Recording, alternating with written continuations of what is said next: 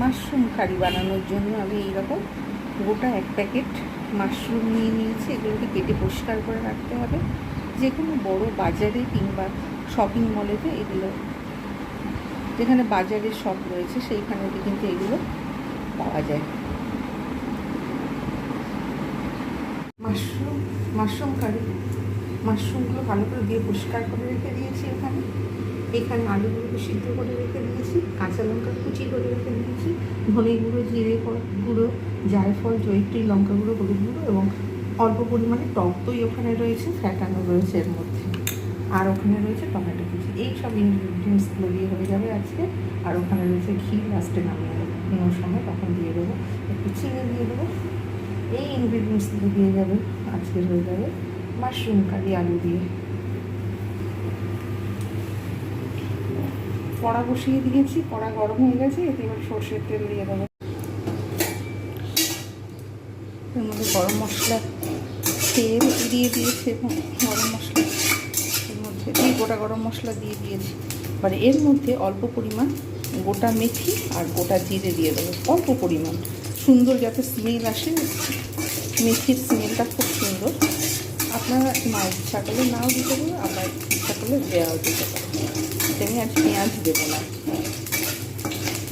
আদা রসুনটা ব্যবহার করবো। জায়ফল, জয়িত্রী, ধনে গুঁড়ো, জিরে গুঁড়ো এগুলো সব ব্যবহার করবো। কিন্তু আমি আজকে এখানে পেঁয়াজ ব্যবহার করব না। সুন্দর একটা স্মেল আসছে। আমি এবারে এর মধ্যে দিয়ে দেবো টমেটোগুলো। যতক্ষণ পর্যন্ত না নরম হয়ে যায় ততক্ষণ পর্যন্ত কিন্তু আমাকে একটু ঢাকা দিয়ে নাড়তে হবে।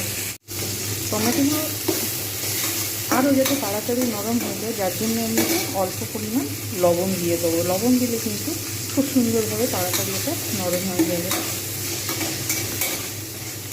আলুগুলো যেহেতু সিদ্ধ করা রয়েছে, বাড়িতে যেহেতু বানাবো, আলু ছাড়াও বানানো যেতে পারে, কিন্তু আমি আলু দিয়ে বানাবো। যেহেতু আমার বাড়ির সকলে আলু পছন্দ করে, তাই আমি আলু দিয়ে বানাচ্ছি।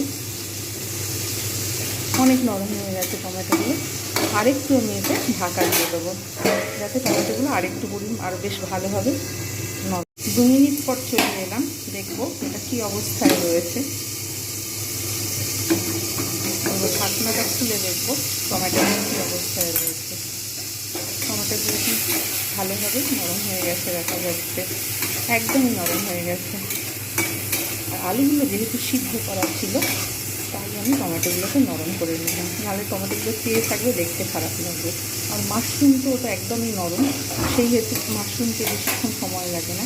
তাই আমি এবারে, যেহেতু টমেটোগুলো নরম হয়ে গেছে, তাই আমি এর মধ্যে আলু দিয়ে দেবো। মশলা কিন্তু পরে দেবো, যেহেতু আমি ঘরের মধ্যে আমার সব মশলাগুলো এমনি রোস্ট করা আছে, তাই মশলাগুলো আর বেশি কষানোর দরকার নেই।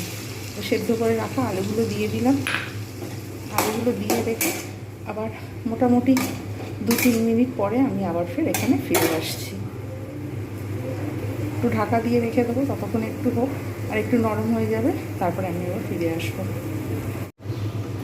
আমি এবারে ঢাকনাটা খুলে দেখবো কী অবস্থায় রয়েছে।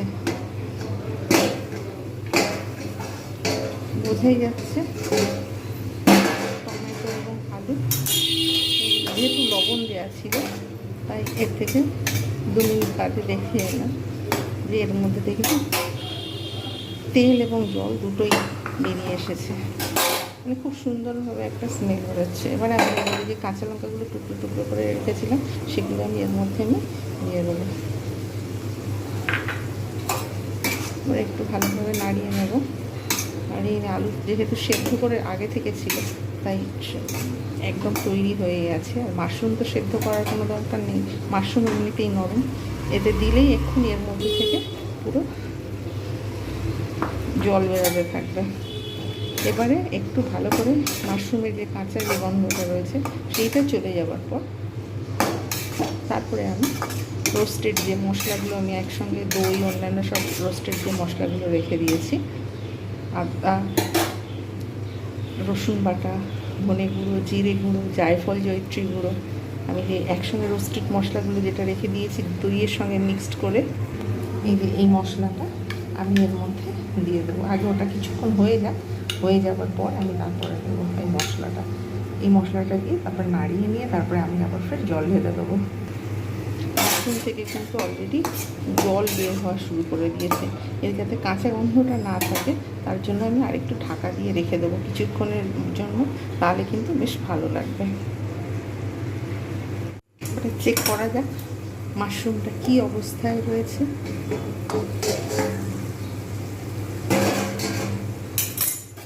প্রচুর পরিমাণে মাশরুম থেকে জল বেরিয়ে গেছে। মাশরুম বেশিক্ষণ রান্না করতে হয় না, এ খুবই নরম। আলু এগুলো সব সেদ্ধ করা ছিল, টমেটোটাও গলে গেছে, সুতরাং আমি এবারে তেলও ছেড়ে গেছে, সুতরাং আর বেশিক্ষণ আর নাড়বো না। এবারে আমি এর মধ্যে মশলাটা ঢেলে দেবো।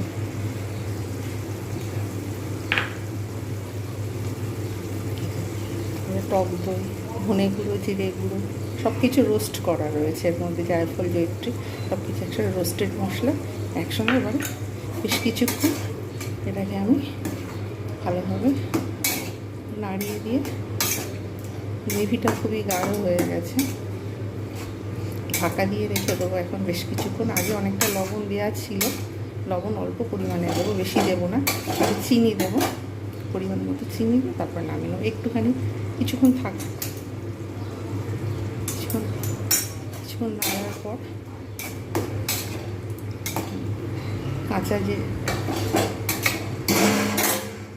দইয়ের যে একটা স্মেল এবং মশলার যে একটা এমনি একটা একটু রোস্ট না করে নিলেও, মানে রোস্ট করে নিলেও একটুখানি না ভাজলে চলে না, তাই একটুখানি এটা নেড়ে নিয়ে আমি আরেকটু ঢাকা দিয়ে রেখে দেবো, মশলাগুলো যাতে এগুলোর মধ্যে খুব সুন্দরভাবে ঢুকে যায়।